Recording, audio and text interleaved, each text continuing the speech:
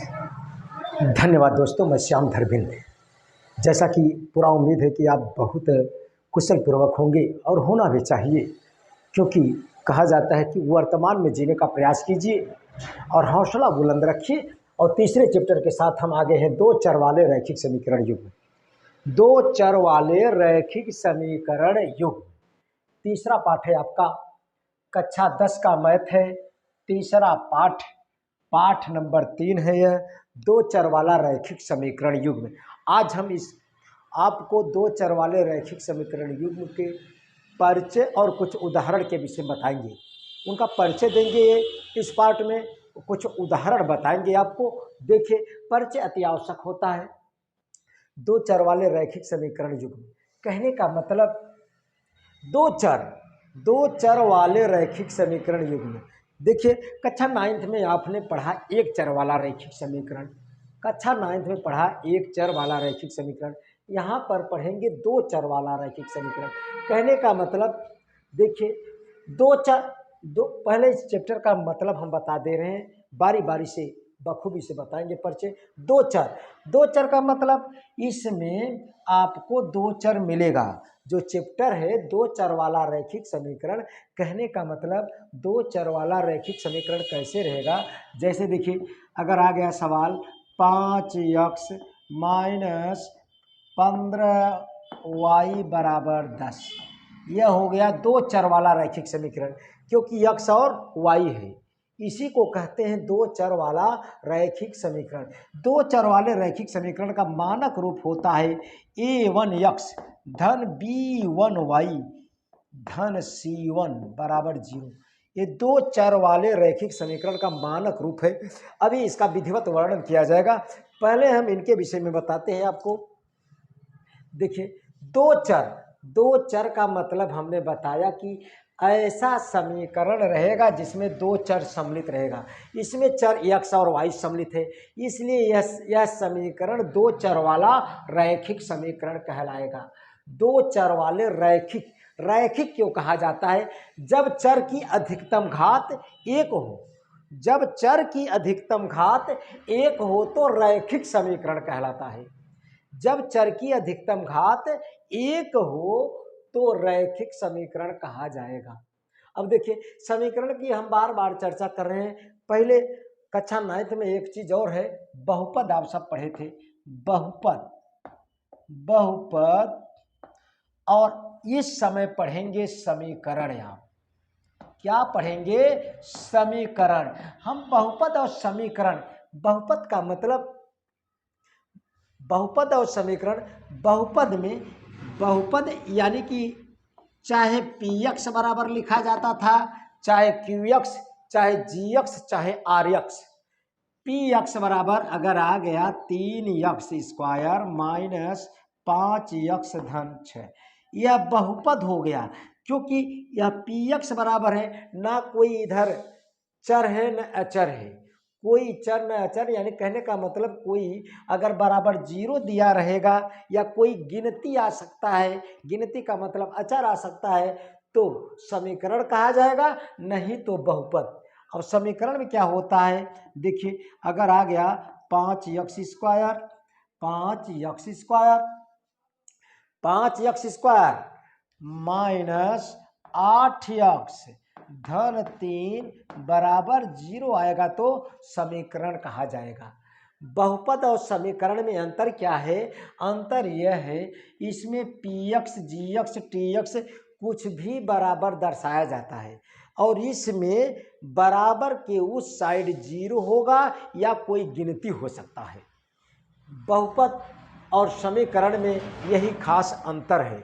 अब देखिए, कहने की बात है, अब देखिए, यह अगर इसमें दो चर वाले रैखिक समीकरण युग्म पढ़ना है आपको, दो चर वाला यानी कि दो चर वाला रैखिक समीकरण युग्म कैसे पढ़ेंगे? दो चर वाले रैखिक समीकरण यानी कोई समीकरण दिया रहेगा, उसी को हम हल करेंगे। जैसे कहा जाए, अगर समीकरण x धन y बराबर यहाँ पर आ गया 10, अब इस समीकरण के कितने हल हो सकते हैं? अनेक हल हो सकते हैं, अनंत हल हो सकता है। कैसे भाई? यदि x बराबर 0 रखेंगे तो y बराबर आपका 10 निकलेगा। यदि x बराबर -1 रखेंगे तब y बराबर आपका कितना निकलेगा? 11 निकलेगा। यदि x बराबर, कहने का मतलब यदि x का मान लेते रहिए y का मान निकलता रहेगा। यानी कि इसके कितने हल हो सकते हैं? अनेक हल। यानी कि कहने का मतलब अब भाई अनंत हल होते हैं, तमाम हल इसके आप निकाल सकते हैं। किसी समीकरण के अनेक हल आप निकाल सकते हैं। बहुपद और समीकरण, बहुपद में आप सब और पढ़े होंगे, लेकिन इस समय हम समीकरण आपको बता रहे हैं। समीकरण कई प्रकार के होते हैं देखिए, लेकिन आपको इस समय दो चर वाला रैखिक समीकरण, दो चर वाला रैखिक समीकरण किसे कहते हैं? जैसे आ गया, देखिए अगर आ गया x प्लस वाई बराबर 3, यह कई चर वाला रैखिक समीकरण है। यह दो चरों वाला रैखिक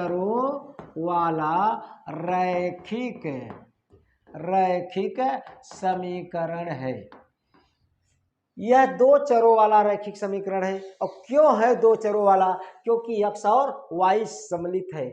दो चर वाला हो गया। रैखिक का मतलब जब चर की अधिकतम घात एक हो तो रैखिक समीकरण कहलाता है। यह दो चर वाला है लेकिन रैखिक समीकरण है। रैखिक समीकरण का मतलब, रैखिक समीकरण जब चर की अधिकतम घात एक हो तो इस प्रकार जो समीकरण तैयार होगा वह रैखिक समीकरण कहलाता है। इसमें इसे क्या कहेंगे? दो चर वाला रैखिक समीकरण कहेंगे। अब देखिए दो चर वाला रैखिक समीकरण होता है। अब अगला उदाहरण 8x माइनस वाई धन जेड बराबर, यहाँ पर कुछ भी मान लीजिए, माना हमने कितना भाई 20 मान लिया। अब देखिए यह कई चर वाला बोला जाएगा, यह तीन चर वाला रैखिक समीकरण बोला जाएगा। कई तीन चरों वाला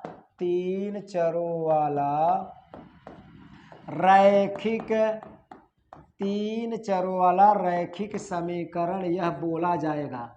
तीन चरों वाला रैखिक समीकरण है बोला जाएगा। क्यों बोला जाएगा तीन चर? भाई तीन चरों वाला x है, y है, z है, तीन चर इसमें सम्मिलित है। इसमें तीन चर सम्मिलित हैं, इसलिए यह तीन चरों वाला रैखिक समीकरण कहलाएगा। अब देखिए अगला उदाहरण अगर आ गया, जैसे आ गया 5x माइनस 6 बराबर 0। इसमें भाई यह देखिए बराबर 0 रहेगा तो समीकरण बोला जाएगा, या बराबर में कुछ गिनती दिया जाए फिर भी समीकरण बोला जाएगा। लेकिन यह कई चर वाला बोला जाएगा। देख लीजिए, ध्यान दीजिए, यह केवल एक चर वाला रैखिक समीकरण बोला जाएगा। क्या बोला जाएगा भाई? एक चर वाला रैखिक समीकरण, एक चर वाला रैखिक समीकरण बोला जाएगा। एक चर वाला रैखिक समीकरण बोला जाएगा। अब जैसे अगर कह दिया जाए, यहाँ पर देखिए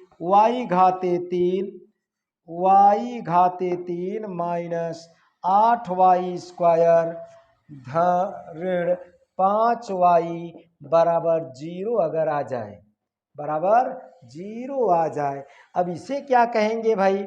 बराबर 0। तीन देखिए, अब इसे क्या बोलेंगे? अब इसे हम क्या बोलेंगे? इसमें कई चर, भाई कई चर सम्मिलित है, केवल y भर लिखा गया है, केवल y भर लिखा गया है। जब एक चर, यह एक चर वाला त्रिघात समीकरण बोला जाएगा। एक चर वाला त्रिघात समीकरण बोला जाएगा। त्रिघात माने हाईएस्ट जो घात रहता है उसी का नाम लिया जाता है। यह एक चर वाला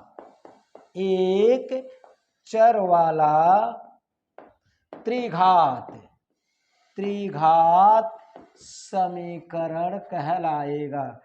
एक चर वाला त्रिघात समीकरण। इसी तरह से दो चर वाला त्रिघात समीकरण, चाहे चतुर्थ घात समीकरण, यानी कि तमाम समीकरण आप पढ़ेंगे, लेकिन इस समय तो आपको केवल पढ़ना है दो चर वाले रैखिक समीकरण, दो चर वाले रैखिक समीकरण।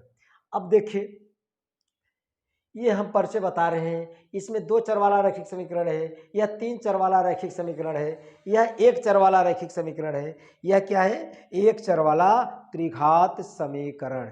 अब देखिए एक जैसे अगर आ जाए 2x स्क्वायर प्लस वाई धन 5 बराबर 0।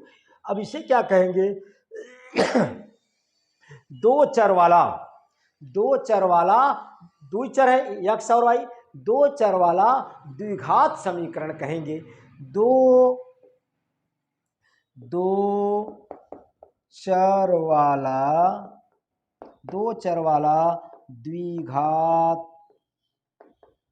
द्विघात समीकरण कहेंगे। इसे क्या कहेंगे भाई? दो चर वाला द्विघात समीकरण कहेंगे। क्यों द्विघात भाई? क्यों दो चर वाला कहेंगे? क्योंकि दो चर सम्मिलित है, x और y सम्मिलित है। अब देखिए, यानी कि किसी भी समीकरण के अनंत हल हो सकते हैं, अनेक हल हो सकते हैं, अनेक हल आप निकाल सकते हैं। हमने बहुपद और समीकरण में आपको अंतर बताया। बहुपद आप कक्षा 9th में पढ़े थे। अब इसमें दो चर वाला रैखिक समीकरण पढ़ेंगे। हमने तमाम उदाहरण दिया, 3 चर वाला, 4 चर वाला, 5 चर वाला, तमाम सेट कर सकते हैं आप, तमाम सेट कर सकते हैं। लेकिन इस वक्त दो चर वाला रैखिक समीकरण। अब देखिए, दो चर वाले रैखिक समीकरण का मानक रूप, दो चर वाले रैखिक समीकरण का मानक रूप यानी कि ओरिजिनल रूप क्या है? दो चर वाले रैखिक समीकरण का मानक रूप का मतलब ओरिजिनल रूप क्या है? जैसे कहा जाता है कि तमाम देखिए, दिखावा में कुछ और है, ओरिजिनल में कुछ और है। कहने का मतलब यही, दो चर वाले रैखिक समीकरण का मानक रूप, ओरिजिनल रूप क्या होता है? देखिए, ओरिजिनल रूप क्या होगा? a1x धन b1y धन c1 बराबर 0। अगला होगा a2x धन b2y धन c2 बराबर 0। जहां a1 b1 c1 a2 b2 c2 सब वास्तविक संख्याएं हैं, लेकिन a1 b1 a2 b2 ये कभी 0 नहीं होगा। कहने का मतलब a1 b1 a2 b2 का मान कभी 0 नहीं होगा। अगर कोई 0 हो गया तो एक चर समाप्त हो जाएगा, तब दो चर वाला नहीं बोला जाएगा। कहने का मतलब दो चर वाले रैखिक समीकरण का मानक रूप, यह मानक रूप है, ओरिजिनल रूप है। इसे हल करने के लिए तमाम विधि है, प्रतिस्थापन विधि है, विलोपन विधि है, तुलनात्मक विधि है, वज्र गुणनखंड विधि है। हम धीरे धीरे सबसे भाई बताएंगे, लेकिन पहले चैप्टर में आपको आलेख बताना है। हमें पहले चैप्टर में हमें आपको आलेख बताना है। आलेख के लिए कुछ शर्तें हैं, हम शर्तें लिखवाएंगे आपको। देखिए,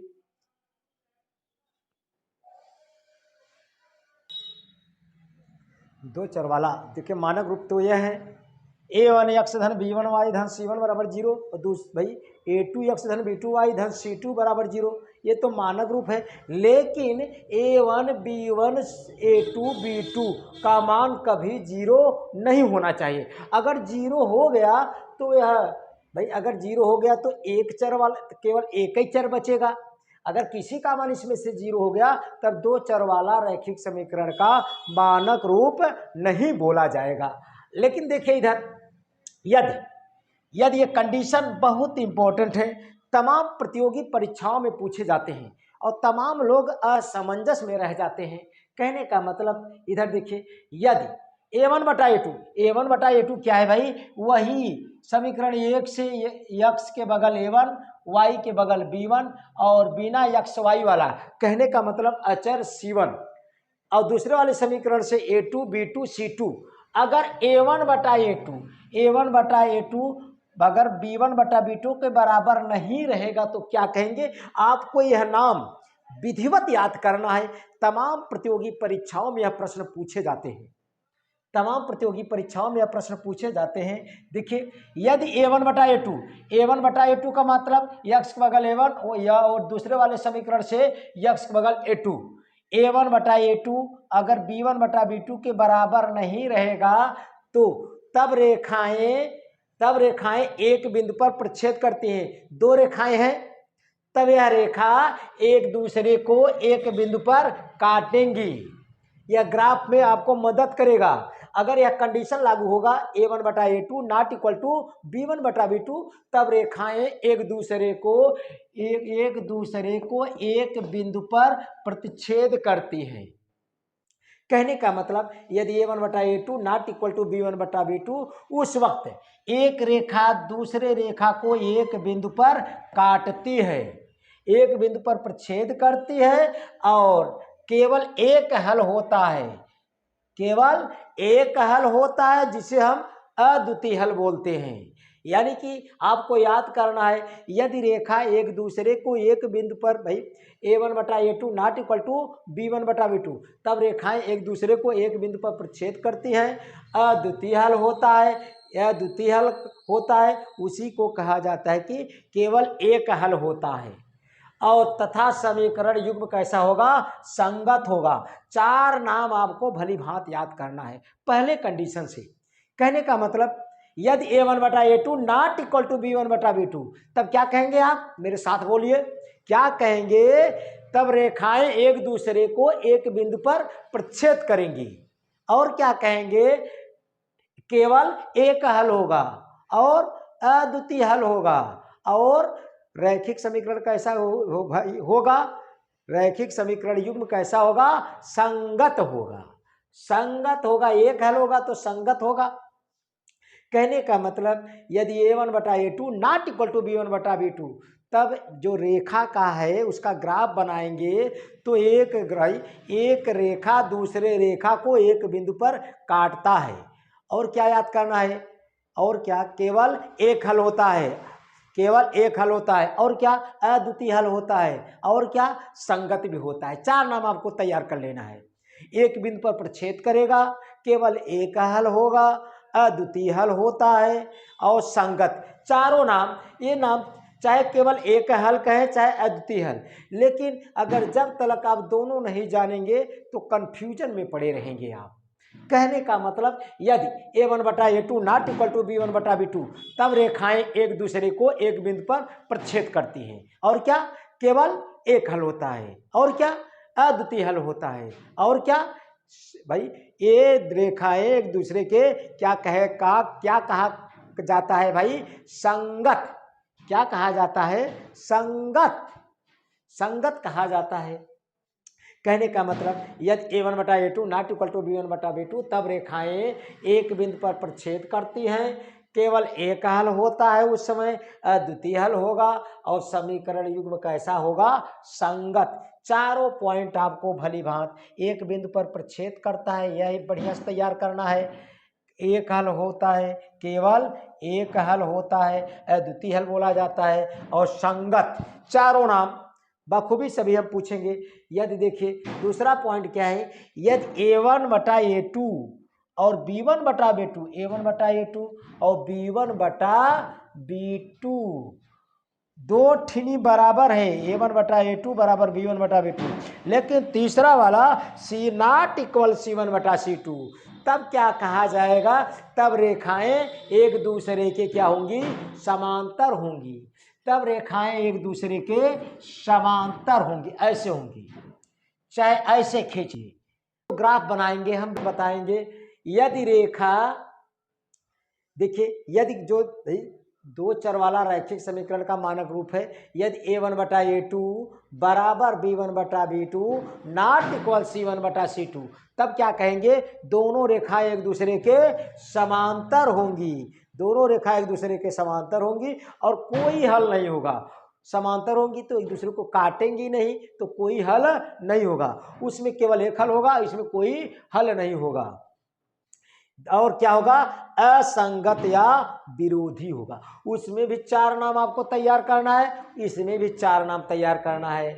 भाई समांतर होगा, कोई हल नहीं होगा, असंगत होगा यानी कि या विरोधी होगा, असंगत कह दे चाहे विरोधी, बात एक है, लेकिन आपको तैयार करना जिससे कंफ्यूजन से आप बरी रहे। देखिए यदि हमने चार अभी तक तीसरे पर हम चर्चा नहीं कर रहे हैं, पहला पर फिर से सुन लीजिए। यदि a1 बटा a2 not equal to b1 बटा b2, यदि a1 बटा a2 यदि a1 बटा a2 यदि a1 बटा a2 नॉट इक्वल b1 बटा b2, तब रेखाएं एक दूसरे को एक बिंदु पर प्रतिच्छेद करती हैं। केवल एक हल होता है, अद्वितीय हल होता है और संगत होता है। यह आपको याद करना है। तीसरी बात बताया दूसरी बात a1 बटा a2 बराबर b1 बटा b2 नॉट इक्वल c1 बटा c2। तब क्या होगा, तब रेखाएं एक दूसरे के समांतर होगा। जब समांतर होगा तो कोई हल नहीं होगा।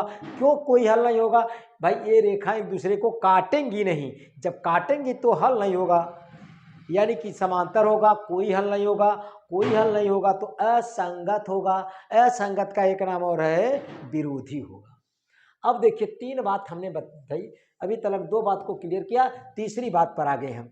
यदि देखिए यदि तीसरा पॉइंट है, यदि a1 बटा a2 बराबर b1 बटा b2 बराबर c1 बटा c2, तीनों आपस में बराबर रहें, तीनों आपस में बराबर है तो रेखाएं क्या होंगी भाई, समपाती होंगी। तो रेखाएं क्या होंगी, समपाती होंगी। यदि a1 बटा a2 बराबर b1 बटा b2 बराबर c1 बटा c2, तब रेखाएं ए भाई क्या होंगी, ए भाई समपाती होंगी। समपाती का मतलब एक रेखा दूसरे, देखिए एक रेखा हमने बनाया, रेखा का मतलब देखिए एक लाइन बनाया, दोनों साइड बना देंगे तो यह रेखा, दोनों साइड बनाया, दोनों साइड तीर तब रेखा, एक साइड अगर तीर देंगे तो यह क्या होगा, किरण। अगर दोनों की तीर अगर मिटा दिया तो रेखा खंड हो गया। कहने का मतलब इसमें यदि a1 बटा a2 बराबर b1 बटा b2 बराबर c1 बटा c2, तब रेखाएं कैसी होंगी, समपाती होंगी। समपाती का मतलब एक रेखा दूसरे रेखा के ऊपर रहेगा, एक रेखा दूसरे रेखा के ऊपर रहेगा, इसी शब्द को समपाती बोला जाता है। जब a1 बटा a2 बराबर b1 बटा b2 बराबर c1 बटा c2, तो रेखाएं कैसी होंगी, रेखाएं कैसी होंगी, समपाती होंगी।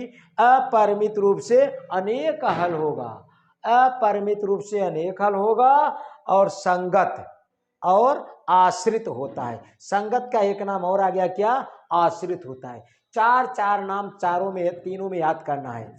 यानी कि रेखाएं समपाती होंगी भाई, अपरिमित रूप से अनेक हल होंगे, इसी को कहा जाता है कि अंततः अनेक हल होंगे। अंततः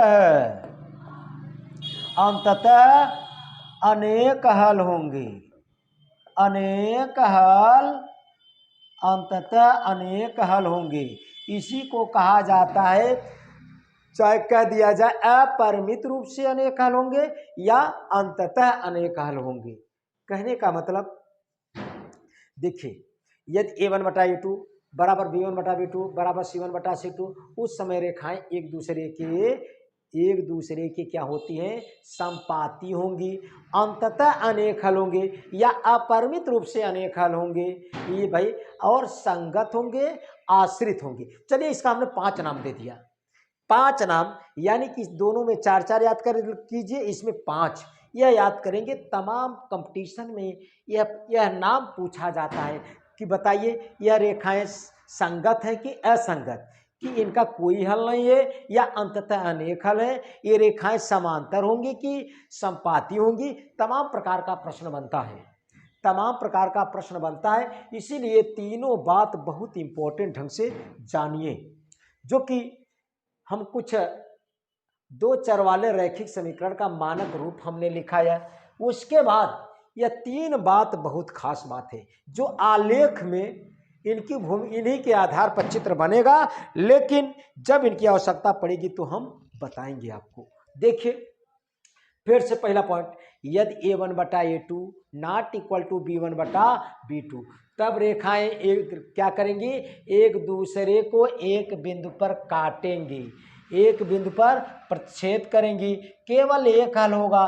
क्यों भाई एक हल होगा, एक बिंदु पर काट रहे हैं, केवल एक हल होगा, उसी को कहा जाता है अद्वितीय हल। जैसे क्रिकेट में जैसे कोई खेल हो जाए या कोई भी काम हो जाए, अगर किसी का प्रदर्शन ठीक ठाक है, इसीलिए बोला जाता है कि अद्वितीय प्रदर्शन, लाजवाब प्रदर्शन, इसीलिए शब्द दिया गया है यहाँ पर। देखिए जब रेखा भाई यदि A1/A2 not equal to B1/B2 रहेगा, तब रेखा एक दूसरे को एक बिंदु पर प्रतिच्छेद करेंगी, यानी कि एक हल होगा, एक हल होगा। उस समय एक हल होगा जिसे हम कहते हैं अद्वितीय हल, और संगत होंगी रेखाएं। क्या होंगी भाई, समीकरण युग्म कैसा होगा, संगत होगा। समीकरण युग्म कैसा होगा, संगत। यानी कि A1/A2 not equal to B1/B2, तब रेखाएं एक दूसरे को एक बिंदु पर प्रतिच्छेद करेंगी, केवल एक हल होता है, यानी कि जिसे हम अद्वितीय हल कहा जाता है। और समीकरण युग्म कैसा होगा, संगत होगा। यदि दूसरा बात, यदि A1/A2 बराबर B1/B2 not equal to C1/C2, दो ठीनी बराबर है, C1/C2 बराबर नहीं है, इस समय क्या होगा, रेखाएं एक दूसरे के समांतर होंगी। रेखाएं कैसी होंगी, एक दूसरे के समांतर होंगी। रेखाएं एक दूसरे के समांतर होंगी, यानी कि कोई हल नहीं होगा। उसमें तो एक हल था, लेकिन इसमें कोई हल नहीं होगा। रेखाएं एक दूसरे के समांतर होंगी, यानी कि कोई हल नहीं होगा, यानी कि असंगत या विरोधी होगा, असंगत या विरोधी होगा। अब देखिए तीसरा, यदि तीनों बराबर हो, A1/A2 बराबर B1/B2 बराबर C1/C2, तब रेखा क्या होगा, संपाती होगा। एक रेखा दूसरे रेखा के ऊपर रहेगा, उसी को संपाती बोला जाता है। भाई रामायण में देखे थे, जटायु के भाई संपाती थे। रामायण में जटायु के भाई संपाती थे। आपके सवाल में वही संपाती आ गए हैं, सवाल की भूमिका में। संपाती की एक कहानी है, बाद में आपको जरूर सुनाएंगे वह कहानी, संपाती और जटायु का कहानी। लेकिन फिलहाल सवाल पर चलते हैं। यदि A1/A2 बराबर B1/B2 बराबर C1/C2, रेखाएं अगर ऐसा रहेगा तो रेखाएं कैसी होती हैं, संपाती होंगी, अपरिमित रूप से अनेक हल, जिसे हम अंततः अनेक हल कहा जाता है। इसी को कहा जाता है कि संगत या आश्रित, संगत या आश्रित, आश्रित, संगत या आश्रित। ये बहुत खास इंपॉर्टेंट बातें हैं। ये तो हम परिचय और कुछ उदाहरण आपको बता रहे हैं। अब देखिए अगला चीज हम क्या भाई, कुछ जो खास चीजें उदाहरण है उनको बताकर अब चैप्टर में चलेंगे हम। देखिए अब इसमें तमाम समीकरण को हल करना है। जैसे समीकरण के हल करने के लिए हमने आपको बताया विलोपन विधि से हल करेंगे। विलोपन विधि से विलोपन विधि से हल करेंगे। विलोपन विधि से हल करेंगे। आपको वज्र गुणनखंड विधि बताएंगे, वज्र गुणनखंड विधि बताएंगे, तुलनात्मक विधि बताएंगे, प्रतिस्थापन विधि से हल करेंगे। अभी तक अगर चैनल को सब्सक्राइब नहीं किए हो तो दोस्त सब्सक्राइब कर लीजिए, लाइक कीजिए, दोस्तों में जरूर शेयर कीजिए। यह विधि धीरे धीरे चैप्टर वाइज दिया गया है आपकी किताब में, बारी बारी से हर एक विलोपन विधि, वज्र गुणनखंड विधि, तुलनात्मक विधि, प्रतिस्थापन विधि बताया जाएगा। बस इस वीडियो में बस इतना ही। अगर आप जरूर सब्सक्राइब कीजिए, जिससे मेरा हर एक वीडियो आपके पास, और बेल आइकन घंटी बजाना न भूलिए। अगर बेल आइकन का घंटी बजा देंगे तो निश्चित रूप से हम